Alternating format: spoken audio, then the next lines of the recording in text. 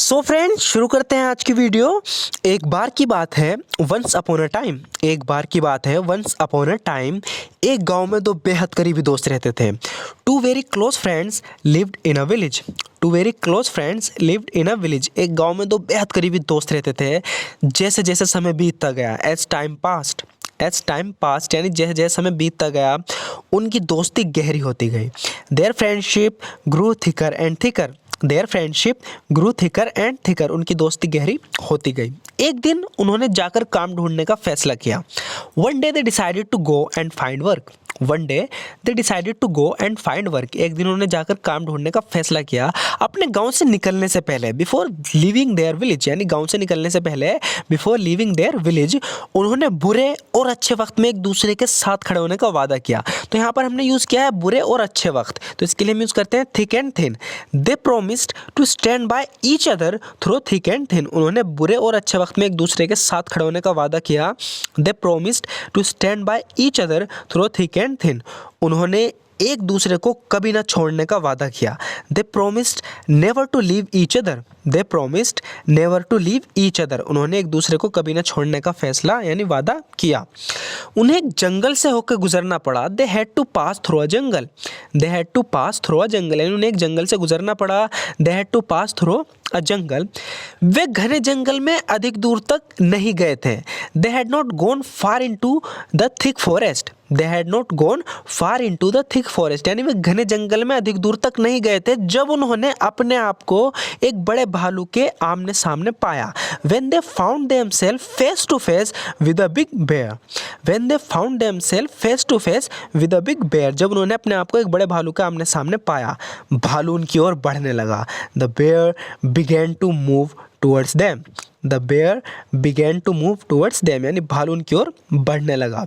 वे डर से कांपने लगे। They began to shiver with fear. They began to shiver with fear, यानी वे डर से कांपने लगे। उनमें से एक पेड़ पर चढ़ना जानता था। One of them knew how to climb a tree. One of them knew how to climb a tree. उनमें से एक पेड़ पर चढ़ना जानता था, वो तुरंत पेड़ पर चढ़ गया। He at once climbed up the tree. He at once climbed up the tree. वो तुरंत पेड़ पर चढ़ गया। दूसरा नहीं चढ़ सका। The other could not climb. The other could not climb, यानी दूसरा नहीं चढ़ सका। लेकिन उसने सुना था कि but he had heard that, लेकिन उसने सुना था कि भालू मरे हुए को नहीं खाता। The bear does not eat the dead. The bear doesn't eat the bear, यानी भालू मरे हुए को नहीं खाता।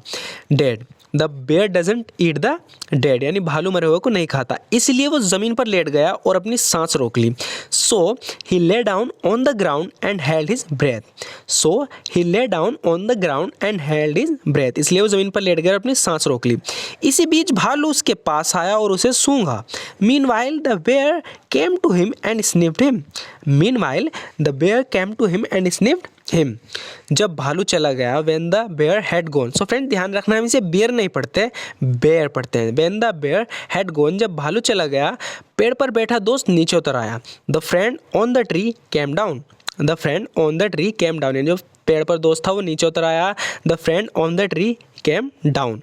He asked his friend. उसने अपने दोस्त से पूछा। He asked his friend, यानी उसने अपने दोस्त से पूछा, मेरे प्यारे दोस्त, भालू ने तुम्हारे कान में क्या फुसफुसाया? इस इंग्लिश में बोलेंगे, My dear friend, what did bear whisper in your ear? My dear friend, what did bear whisper in your ear? यानी भालू ने तुम्हारे कान में क्या फुसफुसाया? दूसरे ने तुरंत जवाब दिया। The other replied quickly. The other replied quickly, यानी दूसरे ने तुरंत जवाब दिया। भालू ने मुझसे स्वार्थी दोस्त पर भरोसा नहीं करने की सलाह दी। The bear advised me not to trust a selfish friend. The bear advised me not to trust a selfish friend. भालू ने मुझे स्वार्थी दोस्त पर भरोसा ना करने की सलाह दी। ये कहकर वे उसे छोड़कर चला गया। Saying this, he left him and went away. Saying this, he left him and went away. ये कहकर वो उसे छोड़कर चला गया।